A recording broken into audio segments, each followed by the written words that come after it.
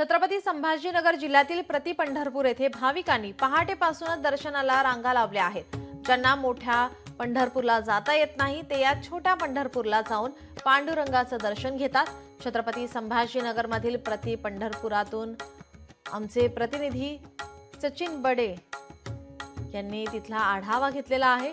आपण हे दृश्य पाहतोय। छत्रपती संभाजीनगर मधील प्रति पंढरपूर येथील या ठिकाणी पहाटेपासूनच विठुरायाच्या दर्शनासाठी भाविकांनी मोठ्या संख्येने गर्दी केली आहे। आज आषाढी एकादशी निमित्ताने भाविकांची सर्वच विठ्ठल मंदिरांमध्ये गर्दी पाहायला मिळते। तर छत्रपती संभाजीनगर मधील प्रति पंढरपूर मध्ये सुद्धा पहाटेपासून दर्शनाला रांगा लागलेल्या आहेत। ज्यांना मोठ्या पंढरपुराला जाता येत नाही ते या छोट्या पंढरपूरला जाऊन पांडुरंगाचं दर्शन घेतात, साकडं घालतात। मोठ्या संख्येने या ठिकाणी भाविक भक्त वारकरी या ठिकाणी दाखल झालेले आपण पाहतोय। आपले प्रतिनिधी सचिन बडे आपल्या सोबत जोडलेले आहेत। सचिन, आपण पाहतोय प्रति पंढरपूर या ठिकाणी मानलं जातं आणि मोठ्या संख्येने सकाळपासूनच भाविकांची गर्दी पाहायला मिळते। कशा प्रकारचा आनंद उत्साह आहे? नीलम, आपण पाहताय आजचा दिवस वारकऱ्यांसाठी दिवाळी म्हणून ओळखला जातो आणि वारकऱ्यांची गर्दी सुद्धा पांडुरंगाच्या दर्शनासाठी राज्यभरामध्ये विठ्ठल रुक्माईच्या मंदिराकडे असते। विशेष म्हणजे पंढरपूरला गर्दी असते, मात्र मोठ्या पंढरपूरला ज्यांना जायला जमत नाही ते प्रति पंढरपूरला येतात। म्हणजे छत्रपती संभाजीनगर जिल्ह्यातील हे छोटं पंढरपूर आहे। आपण या ठिकाणी पाहत असाल तर भाविक भक्त तुम्हाला दिसत आहेत। दर्शनासाठी पहाटेपासूनच यांच्या रांगा या ठिकाणी पाहायला मिळतात। रात्रीच्या 12 वाजेपासून हे बहुतांश भाविक भक्त जे आहेत ते निघालेले आहेत।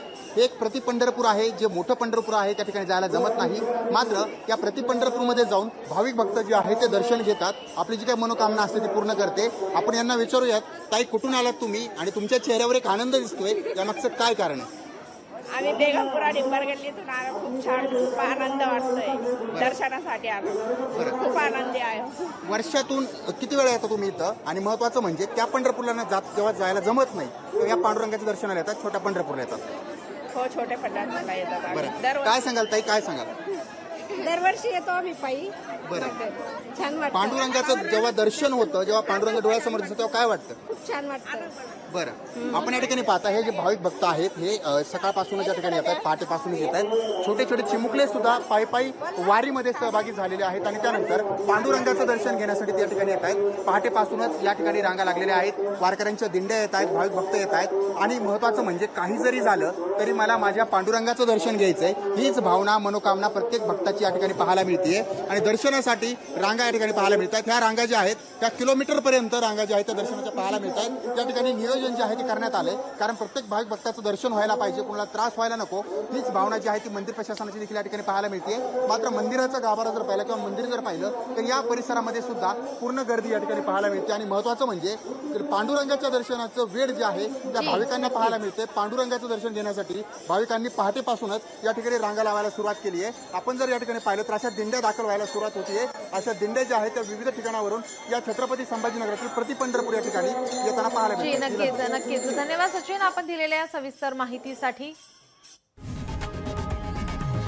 लोकशाही मराठी ऐका, पहा, जागरूक रहा।